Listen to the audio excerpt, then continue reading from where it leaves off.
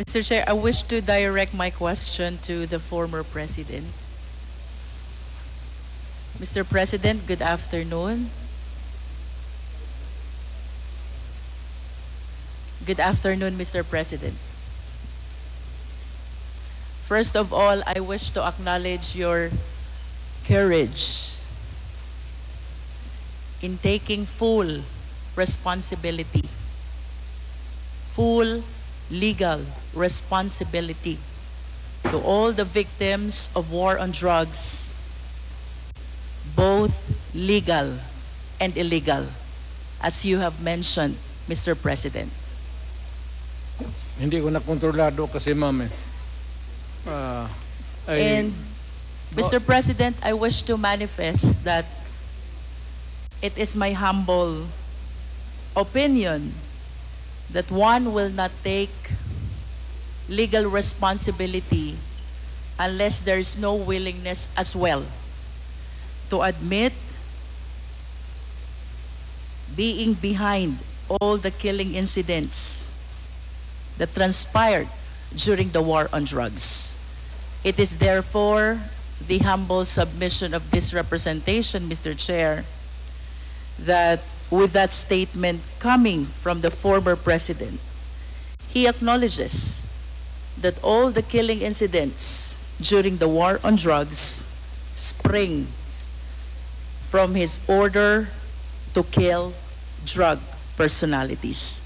That is a manifestation, Mr. Chair. Mr. Chair, I understand that the resource speaker, the former president, is a lawyer. Mr. President, may I request that you educate the Filipino people, and I am certain that you understand what conspiracy theory is all about. Please educate us, Mr. President.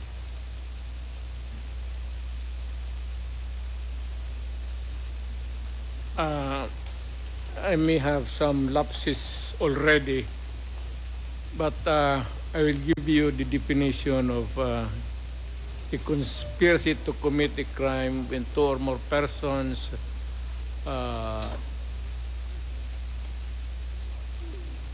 decide or discuss to commit a crime and actually do it. More or less ganon ang takbo ng ano. Thank you, Mr. President. And you will agree with me, Mr. President, that under the conspiracy theory, mayroon pong tatlong klase ng principal. One is principal by inducement. Two is principal by indispensable cooperation. And three, principal by direct participation. Being a long-time prosecutor, Mr. President, can you please enlighten us on this? Well, one is yung induce. It could be an inducement could be money, usually, or inducement by a woman to a man to kill her husband so that they can live forever happily ever after. Or a group of persons, a sindikato, lahat, what is illegal, gambling, smuggling, these are they are the conspirators of crime. So you have explained, Mr. President, principal by inducement. It could be money, it could be an order by a person who have influence over another. How about principal by direct participation, Mr. President? You actually agree with one another to commit the crime and you participate.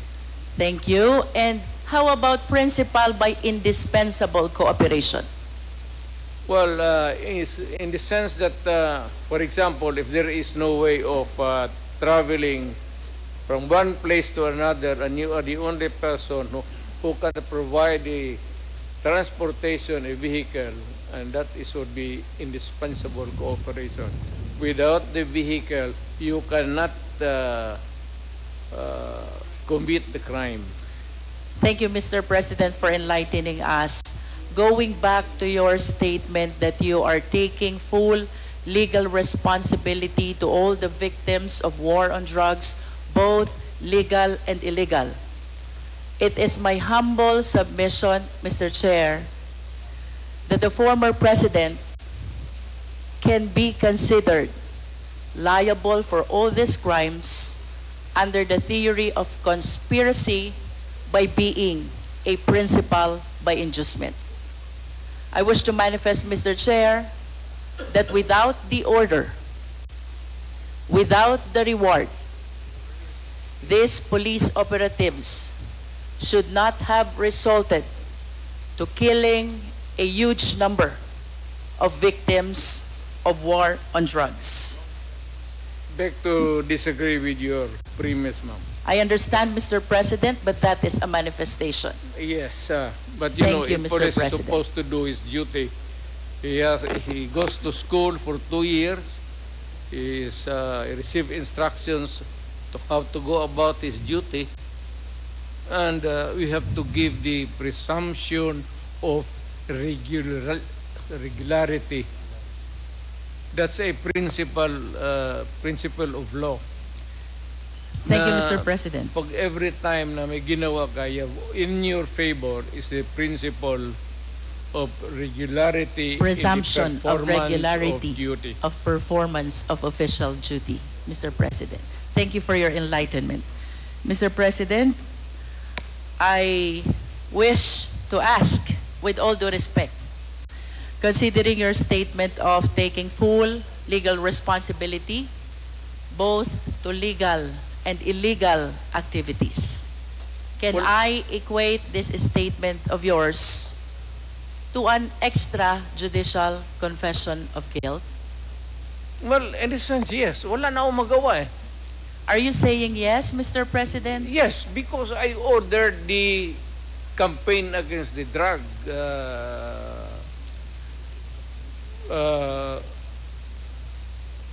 syndicates. At kung anong ginawa nila, whether illegal or not, it was ako ang nag-utos. In that sense, I take that responsibility of their actions. Wala akong magawa eh. Commander ako, nag-utos ako. Puntahan ninyo yan. Just like a commander, or not a military, police, iutusan mo. Pag may nangyari dyan, magkabulyaso, whether right or wrong, iyo yan. Iyo talaga yan. Kung hindi ka naman bobo na mayor, hindi mo iwanan yung tao na inutusan mo.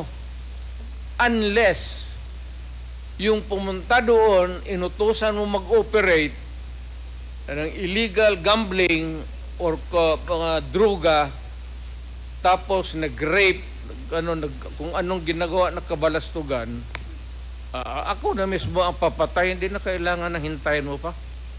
Mr. President, earlier, you conformed to my statement that I can equate your statement of taking full legal responsibility as an extrajudicial confession of guilt. You said yes to that. Yeah. Indeed, No, I'm just reiterating the question, Mr. President. It's not about guilt or a wrong. What I'm saying is that yung lahat ng inutusan ko yung war against drugs, o yung isang platoon dyan o isang batalyon, kung ano yung ginagawa nila, kaya I take full responsibility for that.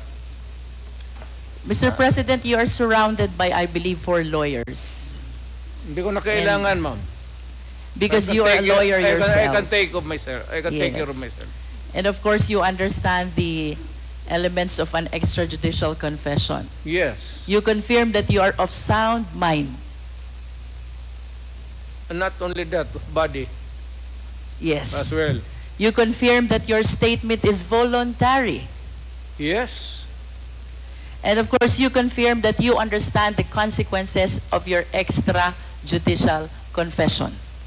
Hindi naman alam kung hindi naman ito korte. So I understand, Mr. President. That's why we call it extra judicial confession.